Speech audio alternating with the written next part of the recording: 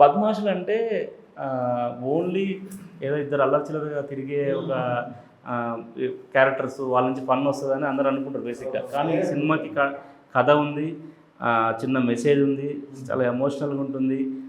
ఇవన్నిటితో పాటు చాలా ఫన్ ఉంటుంది, చాలా న్యాచురల్గా సిచ్యువేషన్లకు వచ్చే ఫన్ ఉంటుంది సినిమాలో.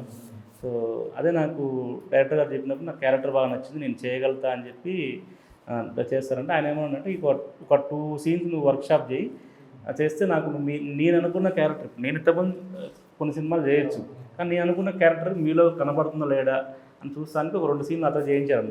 సూపర్, ఓకే డన్, నాకు కొంచెం కనబడుతుందని చేయగలుగుతారని ఒక 2-3 డేస్ వర్క్షాప్ చేద్దాం. వర్క్షాప్ చేసిన తర్వాత నేను అప్పుడు ఫైనల్గా చెప్తా లీడ్ నువ్వు కన్ఫర్మ్ లేదా అంటే ఒక 2-3 డేస్ వర్క్షాప్ చేసాం. అంటే ఇప్పుడు తన పేరుగా ఇంకో వేరే క్యారెక్టర్ ఇల్లు ఎవరెవరు పనిచేసారో అందరూ వర్క్షాప్ చేసాం. ఒక 1 వీక్ 10 డేస్ వర్క్షాప్ చేసినాం అందరం, ప్రతి క్యారెక్టర్. సో మాతో కాంబినేషన్, వేరే కాంబినేషన్ అన్నీ చేసినాం.